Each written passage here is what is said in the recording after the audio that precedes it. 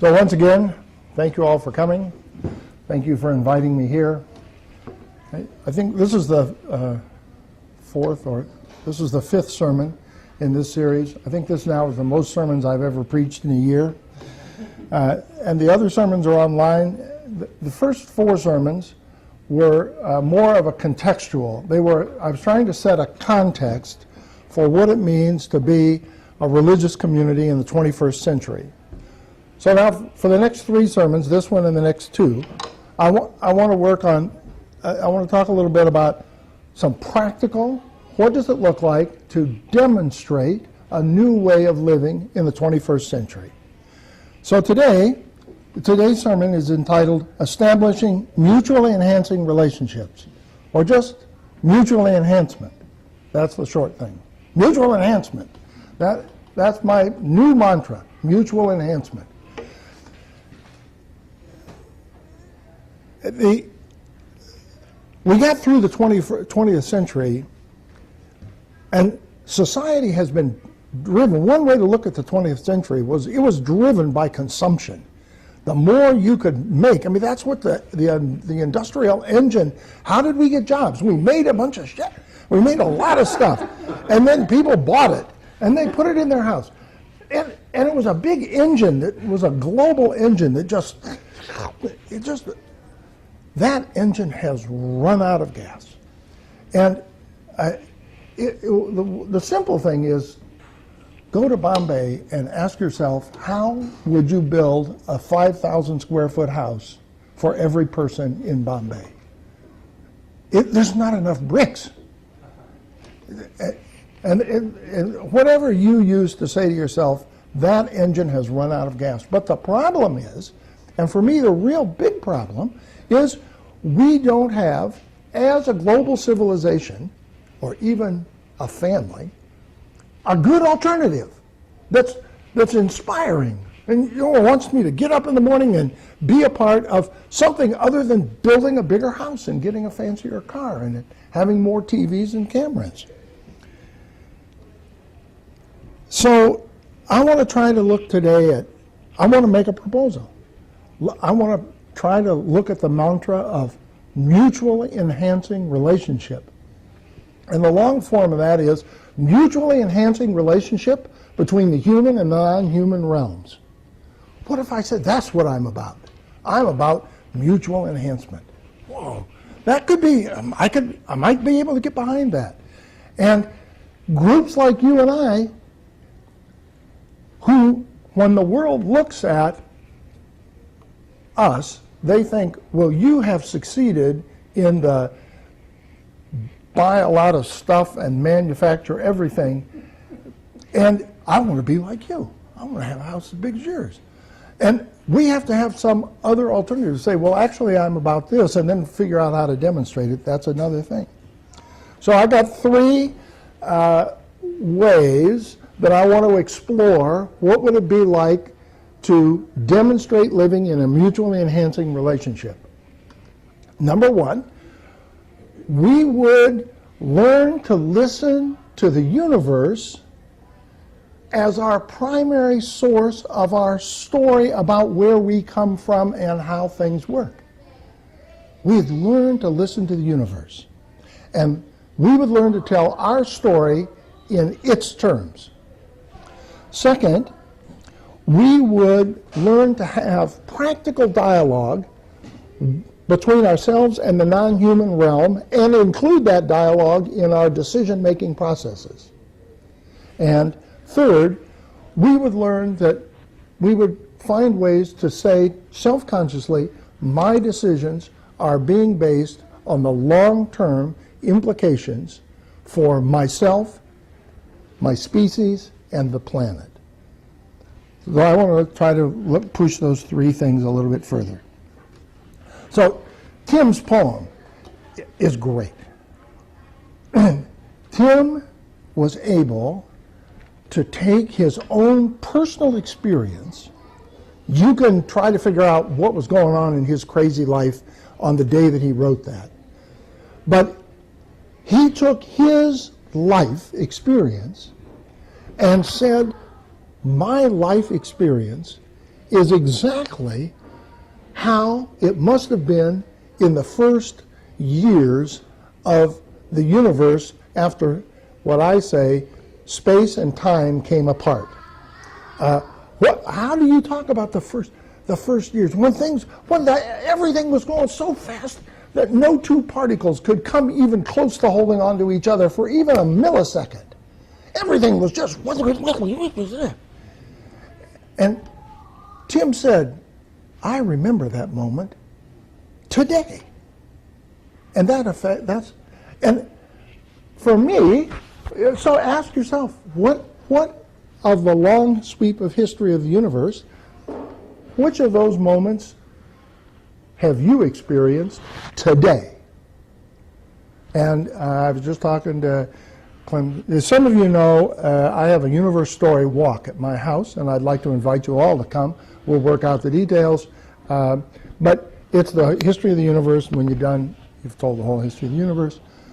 My favorite reading in the thing is, imagine the first multicellular animal. Imagine what it must have been like to have been a cell, and you've learned that there's a cell over here, and there's a cell over here, and if it bumps into you, you bump back, and it stays over there, and you stay over here, and you've kind of learned not to eat things that are bad, and you've kind of figured out how to be a cell. And you figured out how to split in two, and you can have more, and you're going along being a cell, and one time, a couple of cells find out, wow, we just got an idea. And it came from not this cell telling this cell what to do, but these 5 cells here now have an idea. And now, this is a 5-celled creature. What would that have been like? Was that you? No, it wasn't me. Was it you? No, it wasn't me. And I feel like we're like that on planet Earth now among humans, because I think we're starting to be multi-human thingies. And we don't know how to do this. Because I always wondered, well, it was Tim's idea. Whatever happened was Tim. Well, it wasn't. It was Tim and I. But we don't have a name for Tim and I, except, well, he's the boss. So we're trying to figure that out. And so the first thing, that's my first point, try to learn the history of the universe and use that to tell your life story. And, oh man, okay. Second point. The problem I have is that I could go for a long time. I'm trying to keep... Some time ago, my family decided that we were going to have a fish pond in our backyard. So for quite some time, for several weeks and months, I sat out where we wanted to have the fish pond and had conversations with the ground and about how would you become a fish pond. And it was an interesting set of conversations because I thought, well, now if I was a fish here, what would I want? I tried to learn, what would a fish, because I don't know anything about fish ponds. And that fish would say, well, I'd like to have a place to hide. And I'd like to be deep enough so that in the winter I could stay alive anyway. And then then the frogs came. And the frogs came to mind. Well, we would like, and then I tried to talk about, well, what do the frogs want in a fish pond? And the little bugs and the birds. And our fish pond is designed out of a couple of months' conversation with frogs and fish and the birds and if you, and I can show you all the little nooks and crannies, and they've been happy there for a while. What would it be like if each of us learned to have conversations with the rest of the world about what would you like? What if you went and talked to the Haw River? Haw River, what are you up to these days? Like that. Like I have conversations with each of you. Fred, hey, how's it going, man? What you up to? What if we learned to have conversations with the rivers? And my real radical suggestion is, what if every church committee, every committee of this church, put an animal on their committee?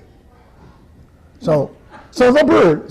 And we can have an election. The board. So we have you know, she's running and she's running, and then we can have the owl and the cardinal, and who wins? And see, most of the time on your board it wouldn't make any difference because the vote's going to be like 5-2, and it doesn't matter how the owl votes. So it's not going to change anything. But if it gets down to a tie, what if the board is split? Well, then what would it mean to have a conversation with the owl? Well, what would the owl want? Well, I don't know. Well, ask.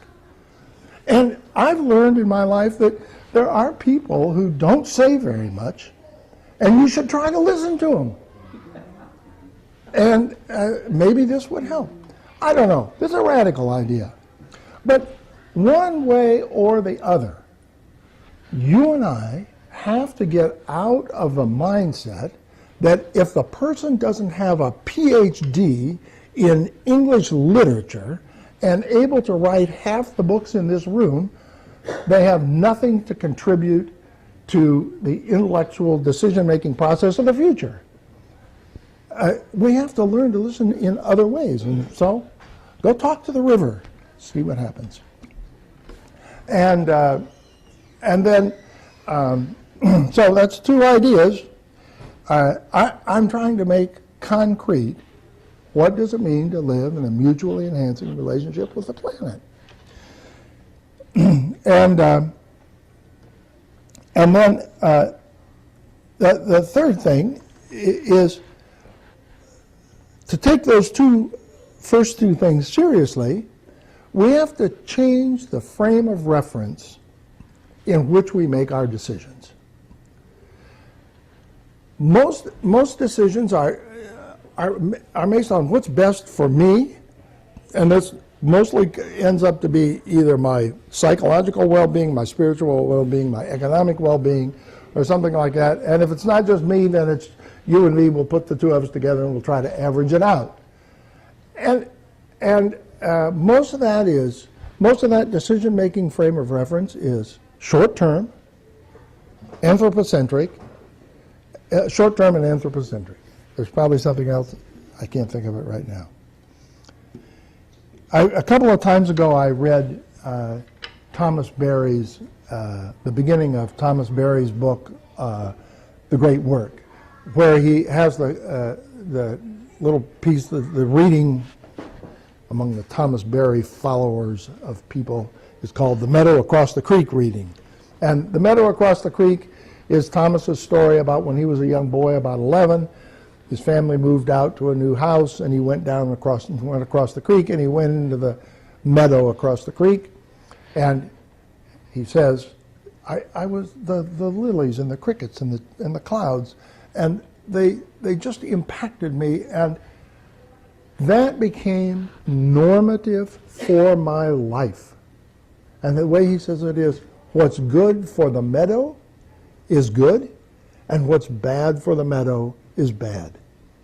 As you know, I did have a chance, I knew Thomas. I had a chance to meet with him on several occasions. One time over dinner or something, he said, The problem today is what people think is good isn't. and that'll get you thinking. But what's good?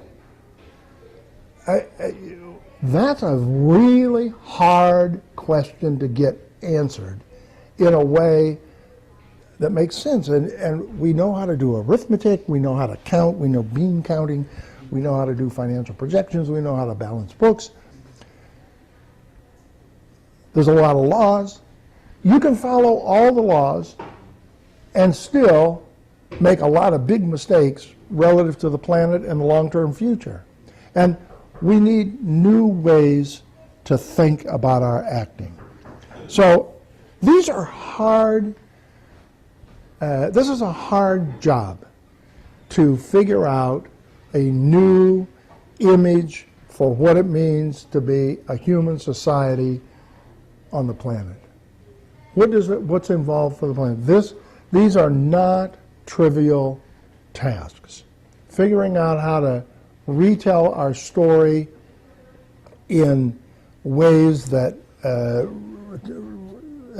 draw on the wisdom and the history of the universe, figuring out ways to meaningfully say that I'm talking to the river or a tree or a bird, those are hard. Figuring out new ways to measure long-term impact on the non-human world, and then somebody says, well, you don't know. Well, you don't know. These are hard things. And from my point of view today, part of the job of communities like this, liberal religious communities, is to try to figure out how to tackle these big questions in a way that points the direction for the future. And there will be a lot of failures. We don't know how to measure success. We're not going to end up solving all the problems tomorrow. But these are the kind of things that I would challenge us to continue to work on, to find ways to meaningfully find new ways of living on the planet. And one of those is to begin to say, I live in a mutually enhancing relationship between the human and the non-human world. Thank you. We're going to have time for questions after we do the hymns. Thank you.